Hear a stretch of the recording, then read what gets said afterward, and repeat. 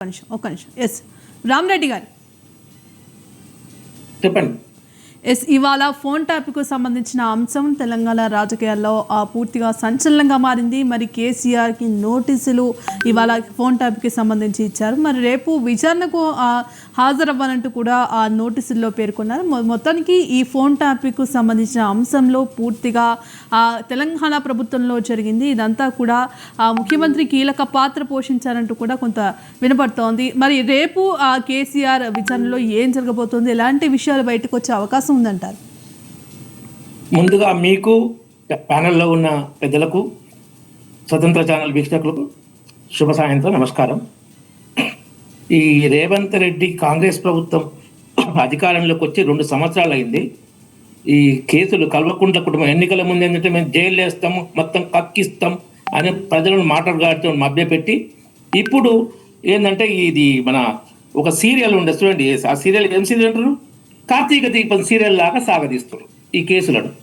ఎందుకంటే కేసులు ఫస్ట్ కమిషన్లు, కేసుల మీద కేసులు కూడా ఏంటంటే డైరెక్ట్గా దోషిగా ముద్దాయిగా కాకుండా సాక్షులుగా పెట్టి వాళ్ళను కొంచెం బెదిరించి ఏంటంటే బ్లాక్మెయిల్ చేసి కొంత వసూలు బాగా చేసి వాళ్ళు దోసుకున్న దాంట్లో వసూలు చేసి రెగ్యులర్గా ఢిల్లీకి పంపించాలి, ఇటలీ బిడ్డ కుటుంబానికి పంపించాలి.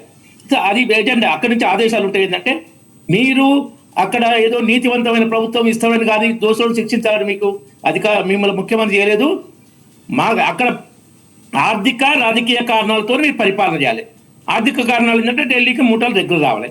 రాజకీయ కారణాలు ఏంటంటే రేపు భవిష్యత్తులో కేసీఆర్తో ఏమైనా మద్దతు అవసరం వస్తే వస్తుండొచ్చు. కాబట్టి కేసీఆర్ మీద కక్ష సాధింపు చేయకూడదు, చేసినట్టు నటించాలి రాజకీయ అవసరాలు. ఎందుకంటే మేము కేసీఆర్కి వ్యతిరేకంగా నటిస్తేనే ఓట్లు పడతాయి. ఆ డ్రామాలు చేయండి తప్ప ఎలాంటి ఖచ్చితమైన నిర్ణయాలు కల్వకుంట్ల కుటుంబం మీద మిగతా నాయకులను తీసుకున్న వాళ్ళు పట్టుకోరు. అది కల్వకుంట్ల కుటుంబ పార్టీ కాబట్టి ఆ నాయకులు తీసుకోవద్దని ఢిల్లీ నుంచి కేసీ వేణుగోపాల్ ద్వారా ఆదేశాలు ఉంటాయి. దాని అనుగుణంగానే ఈ కార్తీక దీపం సీరియల్ నడిపిస్తుంటారు, ప్రజలు మభ్యపెడుతుంటారు. ఇంకొక అంశం ఏంటంటే ఇప్పుడు ఈ వరుసగా యాక్చువల్గా వీళ్ళు దోషులు, వీళ్ళు కాకపోతే దోషులు ఎవరు ఉంటారు?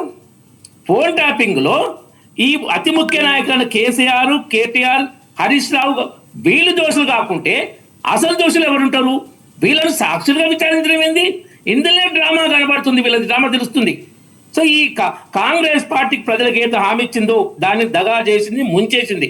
ఏది దోషులను శిక్షిస్తాను కానీ, దోపిడీని కక్కిస్తాను కానీ, మేము హామీలు 6 గ్యారంటీలు 450 హామీలు కానీ అన్నింట్లో ప్రజలను దగా చేసింది, డ్రామా నడిపిస్తుంది. ఇప్పుడు మున్సిపల్ ఎలక్షన్స్ ఉన్నాయి కాబట్టి మేము ఏదో చేస్తున్నాం, వాళ్ళని శిక్షిస్తున్నాం, అది ఇదని అనిపించుకోవడం కోసం డ్రామా. కానీ కొంచెం తెలుగు నెలకి ఈ సాక్షిగా పిలవడం ఏంది?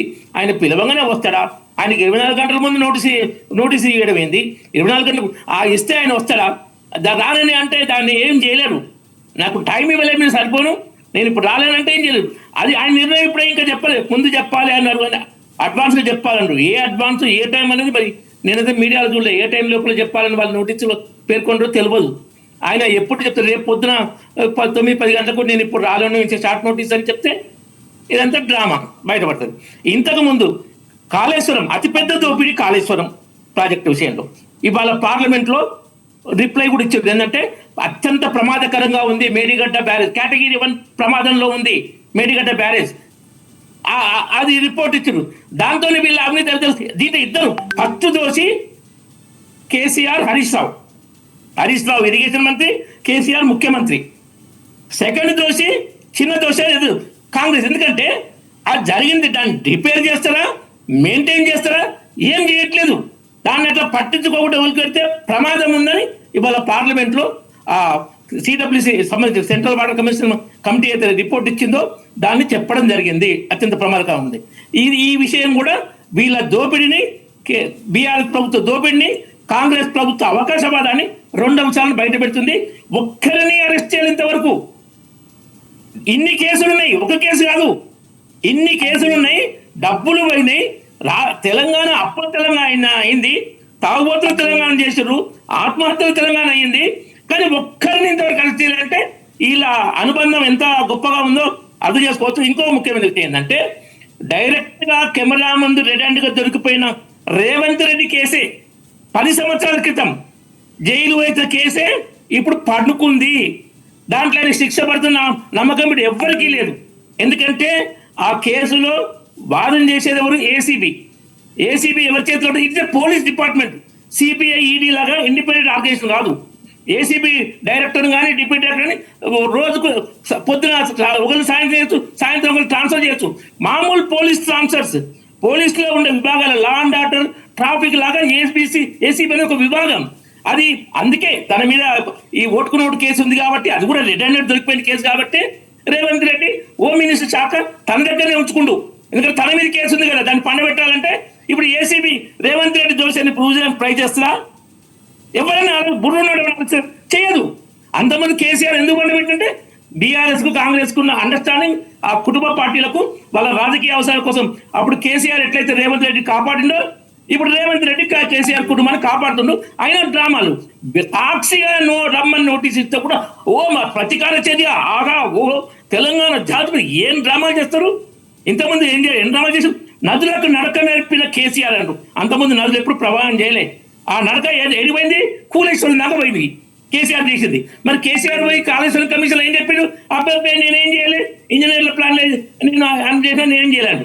వీళ్ళు నదులకు నడక నేర్పిన కేసీఆర్ భజన చేశారు. కేసీఆర్ పోయాం ఎందుకంటే కేసు మునిగి అది కూలిపోతుందా, కానీ నాదేం లేదు, అంత ఇంజనీర్ లేదు అన్నాడు. ఇట్లా డ్రామాలు ఉంటాయి. దీనికి ఫుల్ సపోర్ట్ ఇచ్చేది కాంగ్రెస్ ప్రభుత్వం, రేవంత్ రెడ్డి ప్రభుత్వం. ఇద్దరు గారడి చేతలు, ఇద్దరు దోపిడీదారులు ఇంకా మభ్య పెడుతున్న కేసులను. ఈ టీవీ సీరియల్ ఉండే చూడండి, ఒక సినిమాల పాట ఉంది ఖడ్గం సినిమా కూడా. 7 ఏళ్ళైనా టీవీ సీరియల్స్ ఏడుస్తూనే చూస్తాం. ఏళ్ళ కొలను సాగదీస్తున్నారు, ప్రజలకు నమ్మకం పోతుంది. ఇంకా దానికి ఏం చెప్తున్నారంటే చట్టం తన పని తాను చేసుకోపోతుంది డైలాగ్ ఒకటి. ఆ డైలాగ్ను చట్టం తన పని తాను చేసుకోపోతే ఎంత దుర్మార్గంగా దుర్వినియోగం చేసినట్టే ప్రజలకు విశ్వాసం పోతుంది, ముఖ్యంగా ఈ 2 పార్టీల డ్రామాల మీద. కాబట్టి బీఆర్ఎస్ అయినా ఒకటే చెప్తుంది సిబిఐ ఎంక్వైరీ కరెక్ట్ అని, కాంగ్రెస్ అయినా ఒకటే చెప్తుంది సిబిఐ ఎంక్వైరీ. కాళేశ్వరం కేసులో 20 నెలలు సాగదీసి సిబిఐ గొప్ప చెప్పారు. తెల్లారపై వీళ్ళు కోర్టు పై చేర్చుకున్నారు. కేసీఆర్, హరీష్ రావు వీళ్ళు తెల్లారి ఎట్లా అంటే మేము సిబిఐకి ఇస్తున్నాం, మీ జాగ్రత్తలు మీరు ఉండండి, మేమేదంటే ఏదో ఉత్తుత్తి విచారణ చేస్తాం, సిబిఐ అట్లా కాదు, మీరు కోర్టుకు పోమని రేవంత్ రెడ్డి ముందే వాళ్ళకి ఇన్ఫర్మేషన్ ఇచ్చి సలహా ఇచ్చినేమో. అందుకే తెల్లారిపోయి వాళ్ళు కోర్టు పోయి చేర్చుకుని ఇప్పటికీ స్టే ఉంది. ఎలాంటి చర్యలు వీళ్ళ మీద తీసుకోకూడదని హైకోర్టు స్టే ఉంది ఆ కాళేశ్వరం విషయంలో, సిబిఐ విచారణ విషయంలో. అందుకే అది ఇంకా ముందు సాగట్లేదు. రైట్ రామరెడ్డి గారు